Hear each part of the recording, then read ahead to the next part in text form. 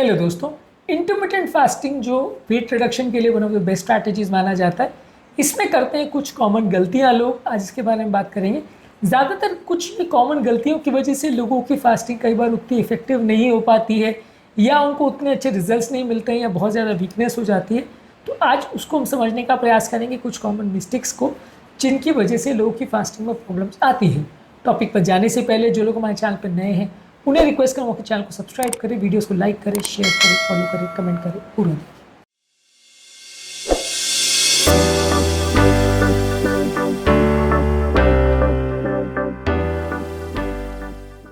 सबसे common mistake इस मामले में लोग की ये है कि लोग अपने फीडिंग विंडो में ज़्यादा खा लेते हैं। फॉर एग्जांपल, आपको अगर 16 to 8 फास्टिंग स्ट्रैटेजी दी गई, यानी 16 घंटे खाली पेट रहना है, 8 घंटे खाना है। अब वो 8 घंटे में यदि आप अपने खाने को कंट्रोल नहीं करोगे और आपको लगेगा कि क्योंकि मैंने 16 घंटे फास्टिंग कर लिया, मैं कितनी भी मात्रा में खाना खा सकता हूँ, मेरे को कोई फ़र्क नहीं पड़ने वाला, तो ये कंप्लीटली गलत हो जाएगा। ऐसा करने पे आपका वजन बढ़ेगा और आपकी हेल्थ बिगड़ेगी। तो आपकी जो फीडिंग विंडो है उसमें आपको ओवर ईट नहीं करना है, उसमें आपको खाने को मैनेज और मेंटेन करके चलना है। वहाँ पे भी आपको ये मान के चलना है कि आप इसेंशियली तो एक डाइट पे हो। इंटरमिटेंट फास्टिंग बस एक डाइटिंग करने का अच्छा तरीका है, जहाँ पे आपका डाइटिंग ज़्यादा ईजी हो जाता है, ज़्यादा इफेक्टिव हो जाता है। लेकिन ओवरऑल आपको डाइटिंग तो करनी है, आपको उसमें खाने का कंट्रोल तो मेंटेन करना है। यदि आप वो नहीं करोगे और उस टाइम पे अगर आप बहुत ज़्यादा खाने का प्रयास करोगे जब आपको खाना अलाउड है, तो फिर आपके लिए वो अनहेल्दी हो जाएगा और फिर वज़न कम नहीं होगा, रिजल्ट जो आपको चाहिए वो नहीं मिलेगा। इसीलिए कम मात्रा में खाना खाइए और मैं ज़्यादातर रिकमेंड करता हूँ कि कम बार खाना खाइए। मतलब ये है कि आपकी फीडिंग विंडो में भी कोशिश करिए कि आप थोड़ा थोड़ा देर की फास्टिंग करते रहो। मान लीजिए आपने 9 बजे ब्रेकफास्ट किया, 1 बजे लंच किया, 7-8 बजे डिनर किया, तो मैं ज़रूर रिकमेंड करूँगा कि बीच बीच में हर 2-2 घंटे मत खाइए। आप जितना ज़्यादा देर अपनी बॉडी को खाली पेट रखेंगे, जितना कम मात्रा में खाएंगे और जितनी कम बार खाएंगे, उतना बॉडी में सडन इंसुलिन के सर्जेस नहीं होंगे, उतना आपका रिसेप्टर्स जो है वो कंपेरेटिवली इंसुलिन फ्री रहेंगे। तो आपको वज़न कम करना या इंसुलिन रेजिस्टेंस को कम करना ज़्यादा ईजी होगा। इसलिए आपको ध्यान रखने की आवश्यकता है कि कोशिश करिए कि बहुत ज़्यादा बार मत खाइए। अगला इंपॉर्टेंट चीज़ जो लोग गलती करते हैं कि अनहेल्दी फूड्स बहुत ज़्यादा खाते हैं। अब लोगों को लगता है कि मैंने इतने घंटे फास्टिंग कर लिया, अब मैं कोई भी process food, junk food, sugar वाले फूड खाऊं। अब ये चीज़ें एक तो आपकी हेल्थ बिगाड़ते हैं, आपको कैलोरी ज़्यादा देते हैं और फास्टिंग विंडो में भी आपको भूख ज़्यादा लगती है, जिसकी वजह से आप लॉन्ग ड्यूरेशन फास्टिंग नहीं कर पाते हो। तो ये भी एक इम्पॉर्टेंट मिस्टेक है जो लोग करते हैं कि फीडिंग विंडो में वो बहुत ज़्यादा अनहेल्दी फूड्स ज़्यादा खा लेते हैं, जिसकी वजह से आपका जो फास्टिंग है वो प्रॉपर काम नहीं कर पाता है। अगला इंपॉर्टेंट मिस्टेक जो लोग करते हैं कि पानी अधिक मात्रा में नहीं पीते। पानी भी पीना ज़रूरी है। कई बार बॉडी जो है ये डिहाइड्रेशन को भूख की तरह इंटरप्रेट कर लेती है, जिसकी वजह से आपको ज़्यादा भूख लगने लग जाती है और आपका फास्टिंग प्रॉपर नहीं हो पाता है। प्रॉपर फास्टिंग मेंटेन करने के लिए आपको पानी का कोई रेस्ट्रिक्शन नहीं रखना है और पानी का काम पानी ही करेगा। इसलिए पानी के बदले आपको कोई कैफिनेटेड ड्रिंक, चाय, कॉफ़ी, जूस या ड्रिंक्स नहीं लेना है, आपको पानी ही लेना है। ये सबसे ज़्यादा हेल्दी है और ये आपको ज़्यादा अच्छे रिजल्ट देगा। अगला इंपॉर्टेंट मिस्टेक जो लोग करते हैं कि बहुत शॉर्ट ड्यूरेशन फास्टिंग करते हैं। यदि आप 10 घंटे, 12 घंटे या 14 घंटे करोगे तो आपको रिजल्ट अच्छे नहीं मिलेंगे। आप जितना ज़्यादा उसको पुल ऑन कर सको उतना अच्छा है। आपका खाने का स्ट्रैटेजी ये होना चाहिए कि जब भूख लगे तब खाइए। ऐसा नहीं कि मेरा टाइम हो गया है तो अब मेरे को खाना ही खाना है। अगर उस समय भी आप और 1 घंटे पुल ऑन कर सकते हो बिना खाए, तो कोशिश करिए कि उसको डिले करने का। आप 16 घंटे, 17 घंटे जितना देर बॉडी को फास्टिंग मोड में रख पाओगे, उतना आपका बॉडी फैट्स को जलाने के लिए कंपल्स हो जाएगी। Blood sugar levels better control होगा और आपका वजन बेटर कम होगा। इसलिए जितना ज़्यादा ड्यूरेशन कर पाए उतना करिए, लेकिन बहुत ज़्यादा एक्स्ट्राऑर्डिनरी लॉन्ग ड्यूरेशन अगर आप नहीं मैनेज कर सकते तो वैसा भी मत करिए। कई बार लोग क्या है कि मैनेज नहीं कर पाते और 2-3 दिन का फास्ट कर लेते हैं, उसके बाद वो मैनेज नहीं कर पाते और परेशान हो जाते हैं। तो अगर आप मैनेज कर सकते हो 2 या 3 दिन के फास्ट, लॉन्ग फास्ट, तो करिए, नहीं तो मत करिए। नहीं तो 16-18 आवर्स एवरी डे फास्टिंग करें तो ज़्यादा अच्छा है। अगर आप लॉन्ग ड्यूरेशन फास्ट कर सकते हैं और उसको रेगुलर बेसिस पे कर सकते हैं तो अच्छा है। अब आपने 2 दिन का फास्ट किया लेकिन महीने में 1 बार किया तो आपको फ़ायदा नहीं होगा। आपको वो 2 दिन का फास्ट जो है वो हर 7-8 दिन में करना पड़ेगा, तो आपको बेटर रिजल्ट मिलेंगे। हालांकि लॉन्ग ड्यूरेशन फास्टिंग के अपनी अलग एडवांटेजेस हैं, लेकिन आपको एटलीस्ट ये कोशिश करनी है कि ज़्यादा फ्रीक्वेंसी के साथ फास्टिंग करें, वो ज़्यादा ज़रूरी है। इसके अलावा कई लोग ये मिस्टेक करते हैं जो अपना फीडिंग विंडो है उसमें बहुत ही कम खाते हैं। अब अगर आप उसमें भी डाइटिंग करने की कोशिश करोगे और बहुत कम खाओगे तो कई लोग उसे टॉलरेट नहीं कर पाते। अगर कर सकते हो तो बहुत अच्छी बात है।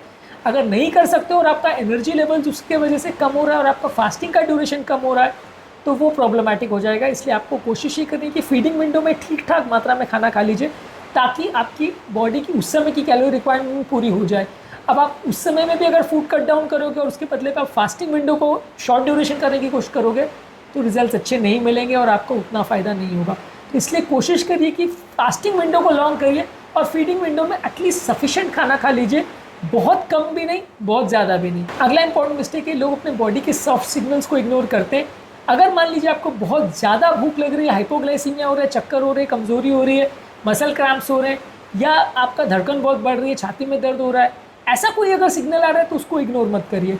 वो चीज़ें कई बार किसी डेंजरस प्रॉब्लम की तरफ पॉइंट कर सकते हैं, तो वैसी चीज़ों को इग्नोर करना कई बार डेंजरस हो सकता है। इसलिए कोशिश करिए कि जो भी आपके बॉडी के सिग्नल्स हैं उसको ध्यान दीजिए। अगर कोई डेंजरस प्रॉब्लम की तरफ पॉइंट हो रहा है तो उसको तुरंत ध्यान दीजिए। अगला इंपॉर्टेंट मिस्टेक है कि लोग प्रॉपर नींद नहीं करते हैं। फास्टिंग में आपकी बॉडी के बैलेंस को मेंटेन करने के लिए 7 से 9 घंटे की नींद जरूरी है, खासकर अर्ली पीरियड में जब आपको भूख ज़्यादा लगे। कई बार मैं इस तरह की स्ट्रैटेजी फॉलो करता था कि जब भूख ज़्यादा लगती थी तो उस समय जल्दी सो जाओ। ठीक है, मान लीजिए आपका थोड़ा काम कॉम्प्रोमाइज़ हो जाएगा, आप जल्दी सो जाओगे, लेकिन आप उस समय अगर ज़्यादा जागने के चक्कर में कुछ खा लेते हो और फास्टिंग तोड़ देते हो तो रिजल्ट्स नहीं मिलेंगे।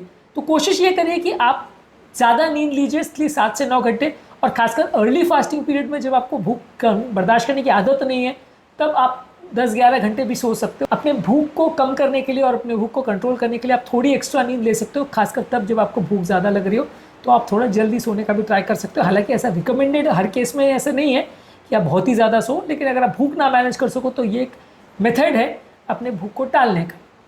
अगला इंपॉर्टेंट मिस्टेक जो लोग करते हैं वो ये है, इमीडिएट रिजल्ट एक्सपेक्ट करते हैं। कोई भी प्रोसेस, चाहे वो फास्टिंग हो या कीटो डाइट हो या कोई भी तरह की थेरेपी हो, उसको वर्क करने में टाइम लगता है, रिजल्ट दिखाने में टाइम लगता है। यदि आप एक्सपेक्ट करोगे कि मेरे को 5 ही दिन में रिजल्ट मिल जाए तो वो ज़्यादा संभव नहीं हो पाता। इसलिए आपको कोशिश ही करनी है कि जो भी फास्टिंग आप कर रहे हो रिजल्ट्स आपको मिलेंगे, लेकिन थोड़ा पेशेंस रखना पड़ेगा, उस पर लंबे समय तक आपको टिके रहना पड़ेगा, तो ही आपको अच्छे रिजल्ट्स मिलेंगे। इसके अलावा जो आपकी हेल्थ रिक्वायरमेंट्स है, आपकी लाइफस्टाइल है, आपके प्रेफरेंसेस है, उसके हिसाब से अपने डाइट को भी प्रॉपर मैनेज करना ज़रूरी है। यदि आप अपनी इंडिविजुअल रिक्वायरमेंट्स के हिसाब से अपनी एक्सरसाइज को और अपने डाइट को टेलर नहीं करते हो तो आप उसको ज़्यादा समय तक नहीं कर पाओगे, और इस तरह की फास्टिंग स्ट्रैटेजीज़ वर्क तब करती हैं जब आप उसको लंबे समय तक कर पाओ। तो ये सारी स्ट्रैटेजीज़ में ज़रूरी ये है कि आप अपनी इंडिविजुअल लाइफस्टाइल के हिसाब से अपनी रिक्वायरमेंट्स को और अपने खाने पीने के पैटर्न को टेलर करें, उसको एडजस्ट करें और उसको रेगुलरली फॉलो करें, तो आपको ज़्यादा अच्छे रिजल्ट मिलेंगे। अगला इंपॉर्टेंट मिस्टेक और लास्ट इंपॉर्टेंट चीज़ जिसके बारे में आज बात करेंगे वो ये है कि लोग अपनी एक्सरसाइज को इग्नोर करते हैं, एक्सरसाइज नहीं करना चाहते हैं। अब यदि आप एक्सरसाइज नहीं करोगे तो कई बार बॉडी का मेटाबॉलिज्म बहुत कम हो जाता है और बॉडी अपना वेट कम करना बंद कर देती है। तो आपको एक्सरसाइज करना भी ज़रूरी है, सुबह शाम एटलीस्ट आधा से 1 घंटा आपको एक्सरसाइज करना ज़रूरी है।